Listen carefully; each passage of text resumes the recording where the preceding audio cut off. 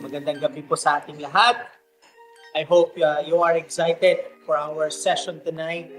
Tonight we're going to learn strategies, okay, on how can we empower our rank and file. If you're excited, pwede bang ilagay natin sa comment section?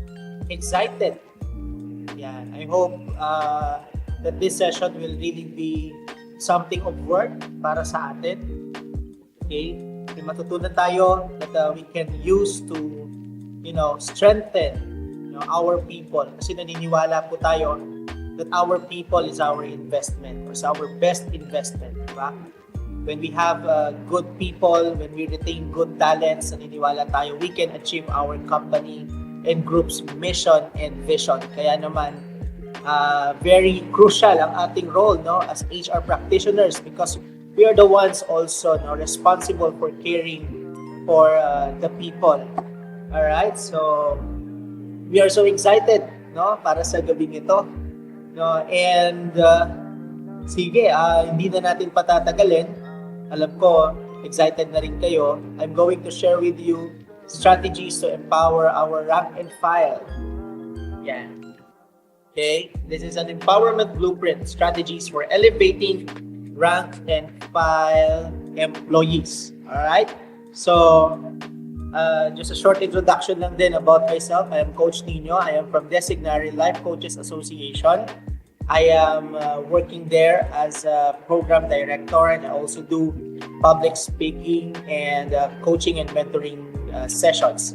Okay, I also create programs, okay, and curriculums relevant for people development. So we do conduct people development trainings. I have a number of materials, okay, that we can use to develop our people. Okay, so for tonight, I'm going to share with you in the next 20 minutes who are the rank and file employees. Let's start with that. Next would be what are the key roles, okay, of our rank and file in our company or in your company.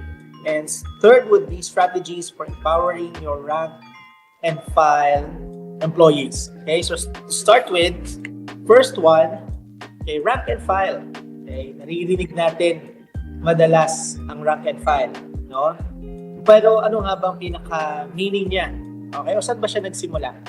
Rank and file refers to employees or members of a group or organization from its leaders or officers.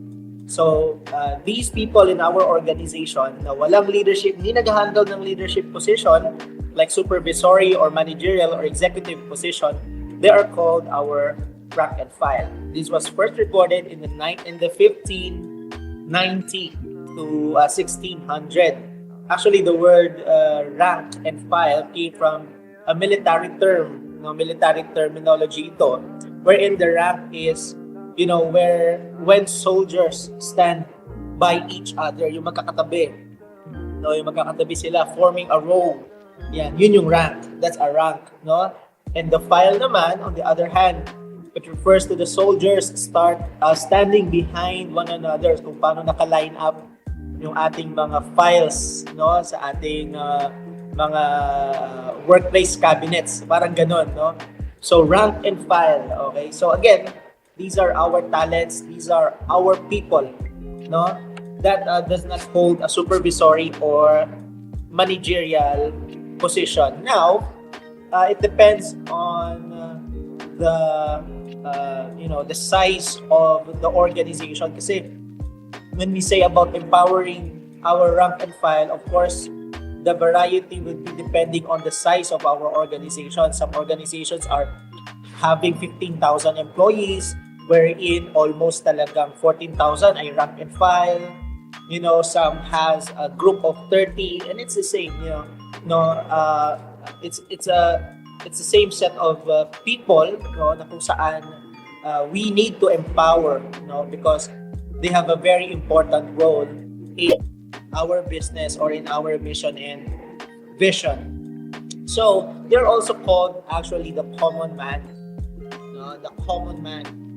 So the common man, all right, these are actually our people, employees, not falling within the supervisory, the people who does lay off those who has the power to suspend, or transfer, or hire, or discharge, or assign discipline to employees. Kasi ang mga gumagawa niyan ay managerial or leadership body ng ating organization. But all of those, okay, that does not fall, or those who do, okay, merely routinary clerical jobs in nature, no? But also require independent use of judgment, yon, sila ang ating rank and file. Okay, so now what are the key roles of our rank and file in our company? First is, of course, they are our workforce. While our leaders are, they do lead us, and they are concerned about strategic plannings, contingency plannings, and everything. Our rank and file is our workforce. Sila yung nagtatrabaho ng productivity natin. For example, you are a manufacturing company, ng toothpaste company, yung mga gumagawa nun, yung mga nagpapack, okay, yung mga nagba-manufacture, they are your workforce. That's they are your rank and file. Okay, so sila yung kadalasan tumatrabaho ng ating mga targets, no? Because they are our workforce. Second is our backbone. Bakit natin nasabing backbone? Because they are our working ability. Kapag nagbigay ang ating client, for example, or isang customer ng isang demand or need, no? For example, kailangan natin mag-submit ng let's say 1,000,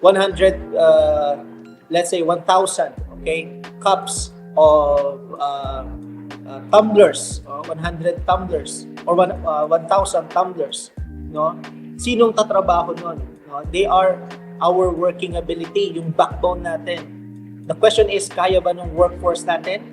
Kaya ba ng rank and file natin na mag-produce ng desired number of tumblers, no? In the matter of time, let's say 1 week, kaya ba? Kaya ba ng natin? So, the stronger our workforce is, the stronger our rank and file is, then mas patibay, okay, o mas malaki ang kaya nating i-deliver sa ating mga clients. Very important, very crucial ang role ng ating rank and file. Third would be they are our direct report. Siyempre, yung mga publications natin, yung ating productivity reports natin, nanggagaling po yan, okay, sa ating rank and file. And without them, wala tayong i-report. Tama ba? If you're a supervisor or a manager, you're going to report something, you're going to have a productivity report or sales report to your executive, paano mo po-produce yun kung wala kang rank and file? Diba? So, very important ang role nila. They are also our valuable voice. Bakit natin nasabi? Kasi they are the ones on the ground. Diba? Sometimes, maririnig natin yung mga katagang managing from the middle. O, kaya middle management. Ito yung mga supervisors, no, na kung saan they hear, no, yung sentiments ng ating rank and file. But at the same time, they have these targets being set by the management. Syempre, pwede naman na mag-set ng mga targets, but also we need to consider our rank and file. Kaya ba talaga? So we need to hear their voice, 'di ba? Kaya ba nilang ma-deliver yung hinihingi, no? Kasi I think it's a bad leadership to ask for something na talagang strenuous or too much naman para sa ating direct report. So we also need to listen to them. Okay? So again, they are our direct report and valuable voice. Okay? Next, dito exciting ito. Please check this number 5, role and function ng ating rank and file. That would be successors. Yeah, they will be our successors. Tama ba? Our future managers, our future supervisors would be, no, coming from our homegrown rank and file. Diba? Kasi sila yung nakakaalam how this business run. Diba? They know the ins and the outs in the process. They know how the production works. They know the culture. Alam nila. They know somehow the history. No? Lalo kung this rank and file that you have ay nagkakaroon na ng mga tenure na 5 years, 10 years, lalo pa siguro 15 years. Ibig sabihin, they are a good pool of loyal people na pwede natin makasama as we continue to grow, no, our organization. If you agree with me, I hope you can give me thumbs up dito po sa ating chat box. No? Gamitin natin yung comment section. Thumbs up tayo if you agree with me. Yan, ng ating rank and file, okay, would be our next successors. Yan. Kaya dapat alagaan natin sila. No? Mahirap kasi kapag mabilis ang ating turnover sa mga tao, di ba? Kung nahihirapan na sila in their position as a rank and file, baka mas lalo silang mahirapan kapag nasa leadership position na sila. So we need to take good care of them because they would be our successors. Next would be they are skilled, right? They are our skilled workers. Maybe they do not, exercise leadership skills like strategy, planning, approval, and all. But the truth is, they are also skilled workers. And those skills are actually crucial to get their deliveries done. Di ba? Kung hindi sila skilled, di ba, ano ang magiging output or quality ng mga trabaho natin? Di ba? From a simple clerk or admin, di ba? Kung walang admin at hindi sila skilled na kung paano gagawin yan, no? Kung paano mag-sort ng mga bagay-bagay sa office natin, no? At sa scheduling natin, nako, magiging mahihirapan tayo.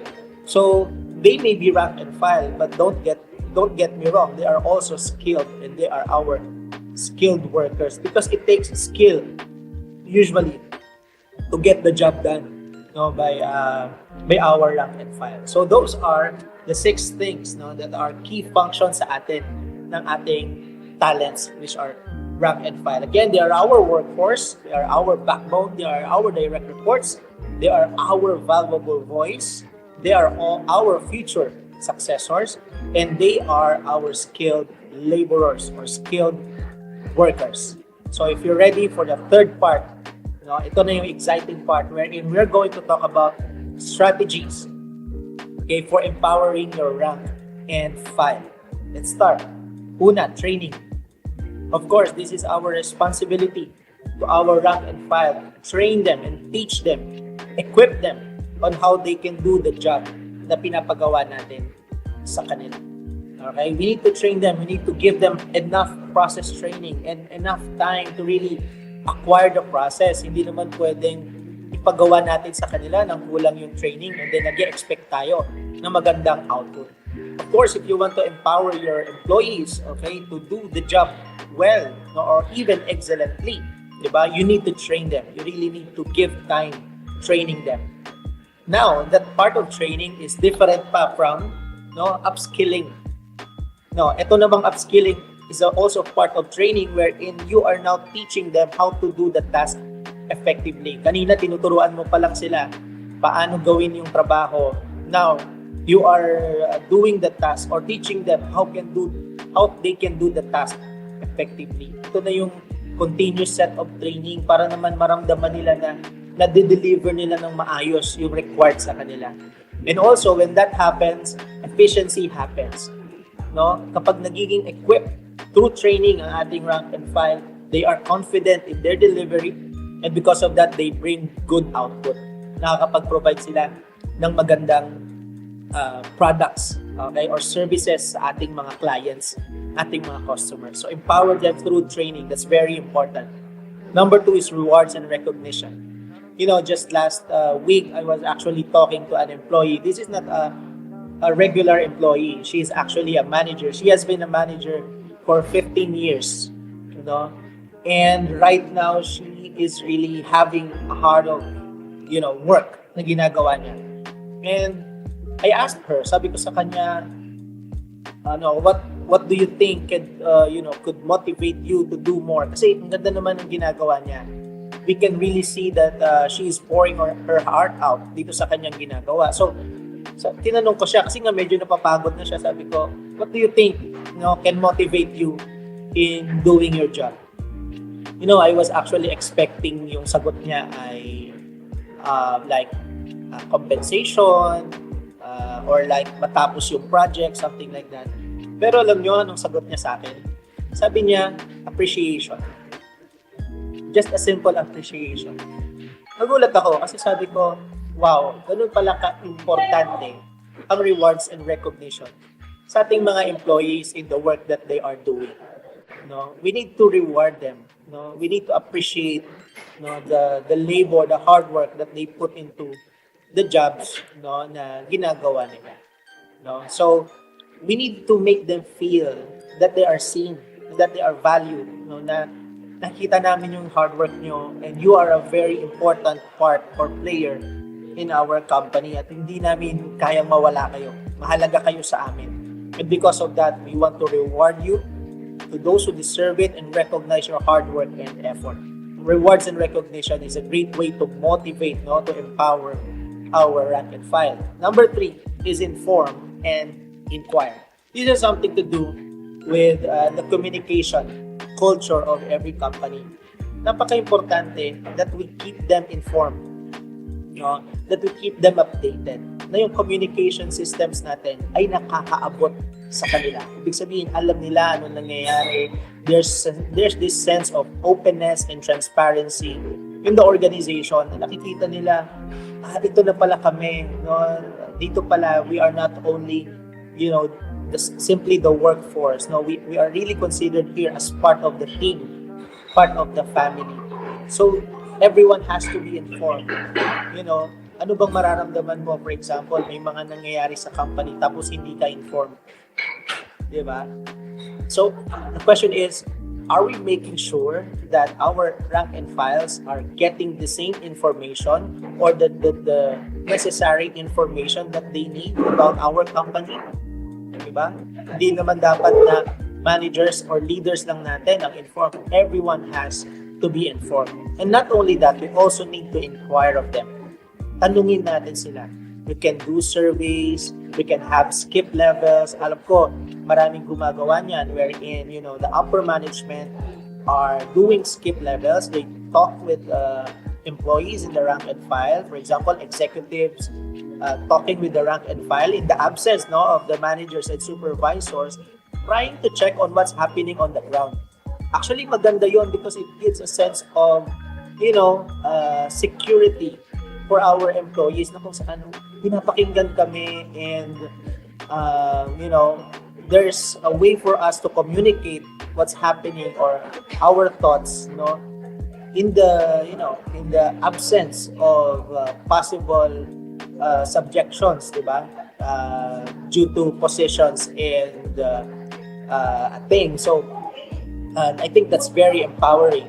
Yung we inquire of them. What do you think would be the best way to solve this, rising concern ng customers? Kasi mukhang marami tayong ganito. It's good to ask those who's on the ground, di ba? Kasi sila yung nakakakita first hand. Sila ang first line of defense natin. They know definitely what's happening and it's good to inquire of their point of view as well. Alright, number 4 is to lead them well. If you want to empower your employees, you need to inspire them. Inspiration is very, very important, and this is something that can be acquired with, someone na, alam mo yun, na nakikita nila na hindi lang basta commanding, pero someone who leads, with a heart sa kanila. If you want to inspire your employees, they are actually looking up to their leaders. Tinitignan nila yung mga leaders nila. And when they see that their leaders are worth imitating and the leaders are, at the same time invested sa ginagawa nilang trabaho, it inspires them. Wow, si ma'am nga, si sir nga halos hindi na rin talaga nakakauwi on time kasi laging OT. So nakakahiya naman, di ba? Nakakahiya naman kay boss kung ako mismo mauna. Siya nga rin naman, may family din naman siya. Pero talagang she's giving her all. O kaya makita niya na yung kanyang supervisor, direct manager niya ay alam naman niya na may mga personal problems din. Pero nag-show up pa rin sa trabaho and she's still being professional and doing her best at work. Ito yung mga times na nakaka-inspire, di ba? And sa totoo lang, dito sa part na to, mas lumalalim na tayo sa way of empowering our employees. Kasi the rewards and recognition, employee engagement, no? Hindi ko pa yata nabanggit yung employee engagement, no? Inform and inquire, no? Ito yung madalas na meron tayo, no? Mga training yan, madalas meron tayo niyan. Pero ito, this is something, it's a deeper, it's a human connection matter kung saan. When we are able to inspire them, through our leadership, they will see, and they will imitate us as their leaders. And that's one good thing. Balikan ko yung employee engagement, pero for sure, kabisado to ng lahat, no? Baka you have your EE strategies o kaya EE activities na talagang sa inyo, nag-work sa inyo. Maybe you can share that here in our chat box. Ano yung mga employee engagement ninyo na ginawa na talagang na-motivate yung mga employees nyo, or it was really a fun activity na nag-join sila and it create engagement. Share nyo sa amin, di ba? Let's share to each other dito sa comment section natin. Have you had a fun run, something like that, or a donation drive, tree planting? Share that. We'll be reading them, no? And we will appreciate. Actually, ito naman yung part ng work-life balance kasi ng ating mga employees, di ba? Nakita natin na hindi lang sila puro trabaho, meron din silang pwedeng gawin. Or like, the company is also, doing outreach programs, advocacy work, na kung saan they are giving back to the community, and, the rank and files can join, and in that way, nararamdaman nila that they are also being able to give back to the community. So that's actually empowering, di ba? So with the ability ng organization to conduct these kind of activities, of course, our rank and file feel the same amount of pride and joy to take part in them. So very important yan, employee engagement. Again, you can share your employee engagement strategies na kung saan nag-work para sa inyo. Alright? Next is transparency. Yan, transparency. Okay? Transparency, actually malawak ito. Pero we would like to go in terms of, let's say, benefits and our promotional metrics. Okay? Kasi kailangan alam nila yan. Because when we have transparency, it develops trust.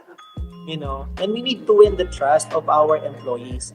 And when we are transparent, we communicate that, these are our like metrics if you want to be promoted, and this is what's currently happening. So you can be sure na walang favoritism dito, na walang politics play, parang gano'n, di ba?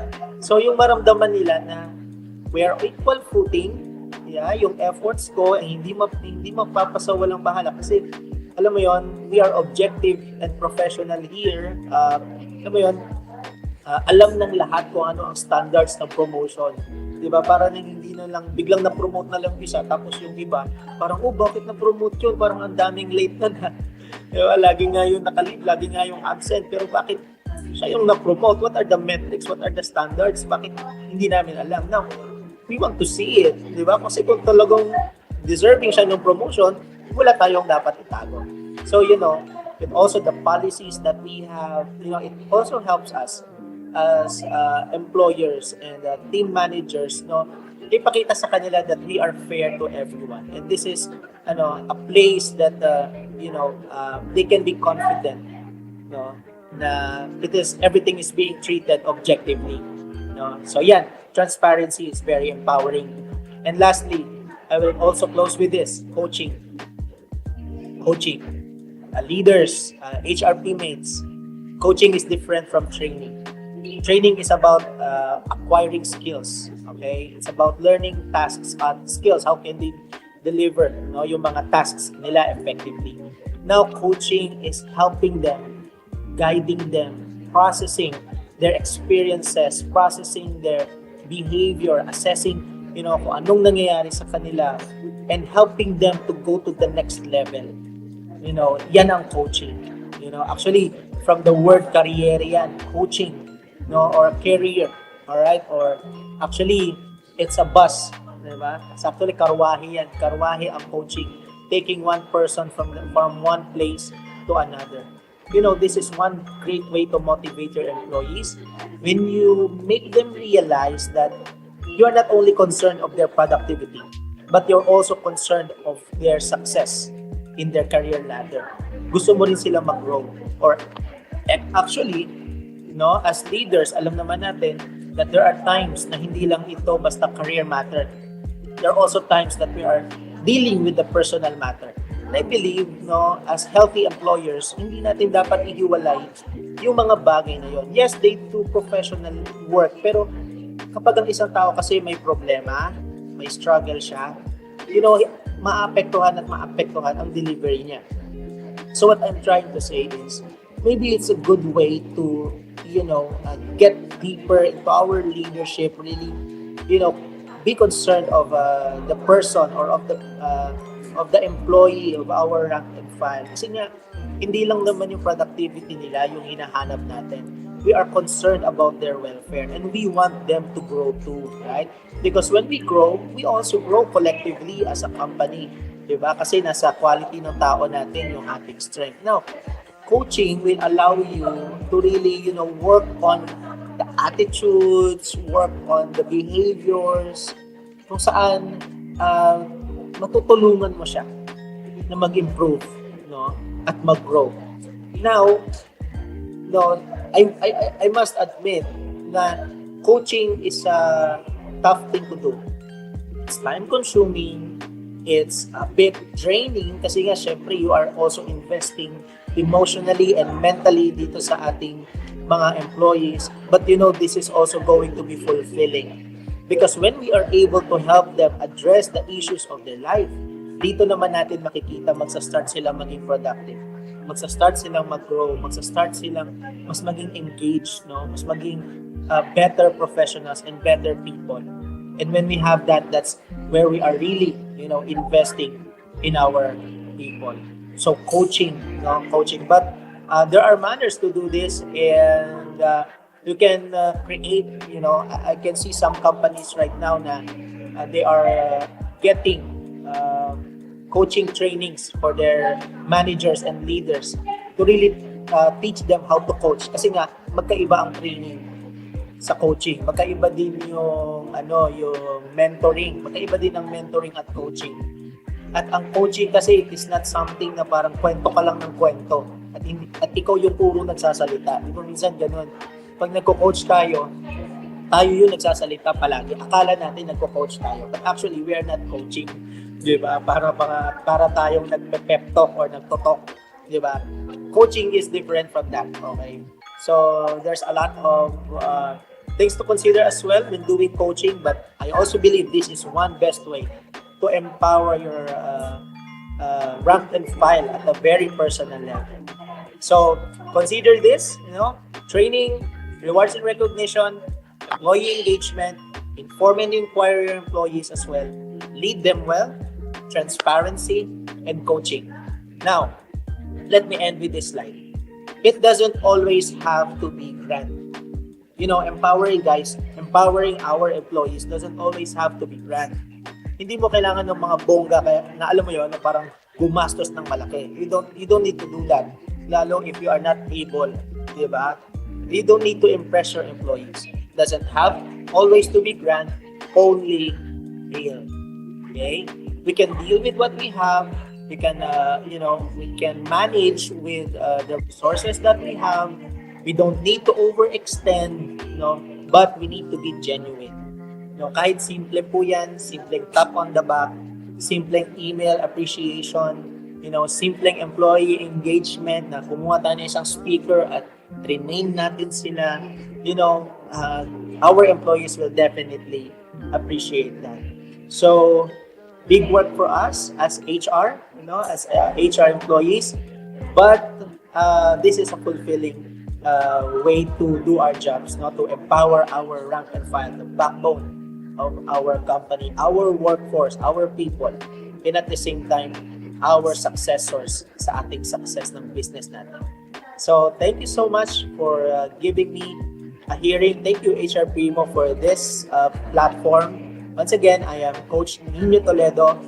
Just a quick plug, if you want to invite, for talk invites, we can talk through kung ano yung mga needs ng ating mga employees, and we can, have an alignment meeting, paano natin yun ma-deliver sa kanila. And please also like our page, Designary Life Coaches Association Incorporated. The details are there in the slide. Thank you so much, and have a good evening to all.